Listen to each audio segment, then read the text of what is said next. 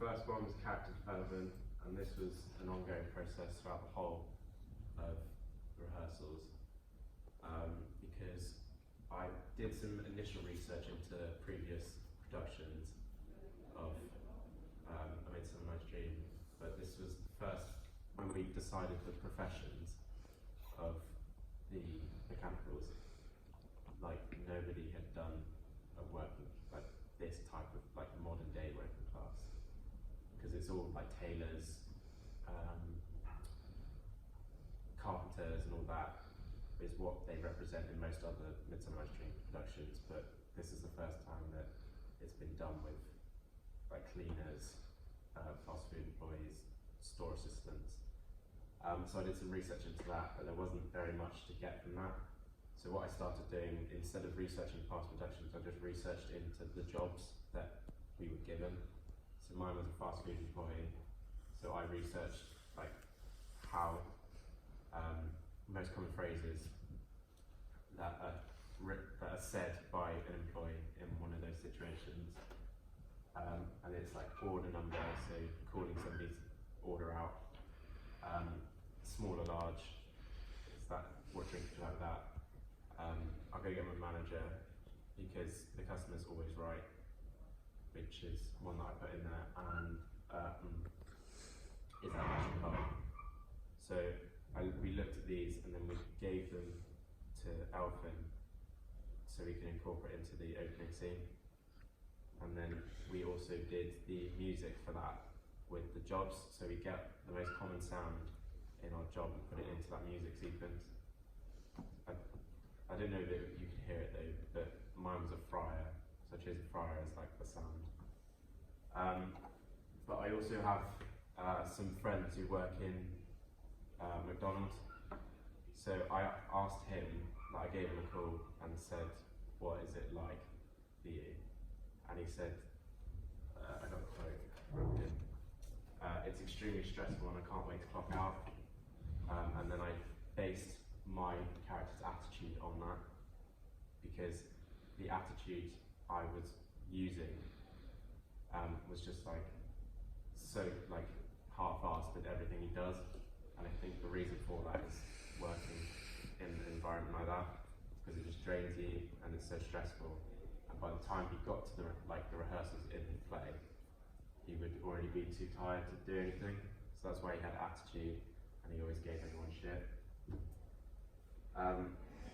Yeah, I added this in his attitude, but we also did, with some people it was like different relationships between each character. So Frankie Flute and Robin Starveling had a bad relationship. So I decided to play on that and just give him attitude like all the time. And then when we carried on the rehearsal process, I looked deeper into the reasoning, because at the start I just put the attitude, it was just attitude, there was no reasoning behind it. But as we got further, I looked more into it.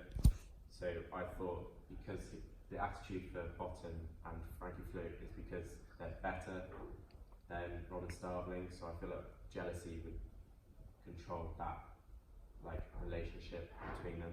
So because he's jealous, he doesn't want to show them any respect or anything. Okay. Regarding character, yeah. Where did your character sit within the status of the mechanicals? So he wasn't the lowest. He was second from the bottom. So like, not the character. He had 5. He was 4 out of 5. So Bottom, Flute, and then Polly was before Starveling and Snug. So, and he was like near bottom of the pile, so that's why the relationship between Snug and Starveling was better than the other 4, which were higher than him. That makes sense. And what was the decision made? Why were you all dressed in denim? Because denim was what we thought the interpretation of the working class background. That's what we thought is like the best representation of like low working hours denim, because it was cheap, it's like durable, it can withstand stuff, and yeah, I think that's the reasoning behind the choice of denim. Okay. Yeah, so throughout most of the rehearsals, like my main goal within the first couple of weeks was to learn all my lines, so I could focus on the emotion and the attitude of the characters, my character, through the rest of the rehearsals, and I could also build the relationships up with the other characters.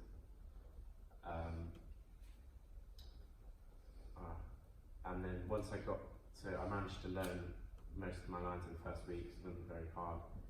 And I would put more effort into figuring out what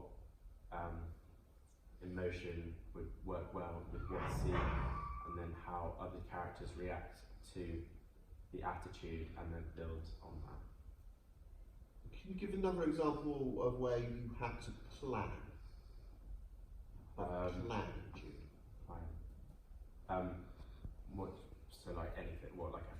So we had to plan when we were going to do the rehearsals for the mechanicals, because we had to make the costumes, so we had to choose, we had the time slot, and then the songs as well. We had to, because we were doing crap at the songs, like 2 weeks before we were meant to show up at the play, so we had to plan time for rehearsals and what time everybody was free to do a rehearsal, even if it was like 15 minutes. Yeah. So we used that. And also the mechanicals, we had to do time. We had to find time to do the music, and then learn the group piece.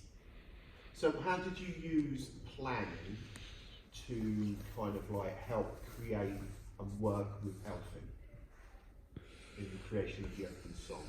So before we met Elfyn, yeah, we had to get the phrases and like the sounds. So make Elfyn, like, so instead of wasting time with Elfyn finding the sounds, we all got the sounds before we met Elfyn. Okay, and what were the sounds that you just... So I had a deep fat fry, I had a till opening, and I had just like background noise of customers. What was this process? What did you do? Did you record it? Did you? So the fryer I recorded from where I work at the moment. And where do you work at the moment? I work in a bar. So you work in a bar. So it's not that dissimilar to... No, but we have like a kitchen and we have the fryer. So I recorded that sound, but I got the background noise online, and I got the till. I also got the till opening from Mike as well. Whereabouts online?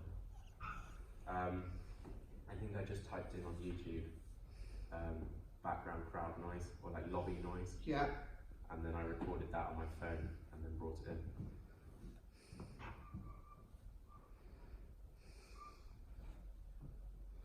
And physically, yeah, what did you do from a physical and vocal point of view to kind of like create your character, Jude? So can I use the opening sequence when you first see the mechanicals as an example? Mm-hmm. So with the first 2 rounds where I go through my sequence, my thought behind it was like energetic, but as it progresses and it repeats itself, because mine was the first character out, he gets more and more lethargic saying the lines, and then his body language gets more slouched, and then the arm becomes lower, and the exaggeration becomes a little bit less. Yeah. As the time went on, just to show that he's fed up of doing the same thing over and over again. Yeah. I don't think it was very clear, but that was my intention behind those movements. And what was the relationship of your character with the rest of them?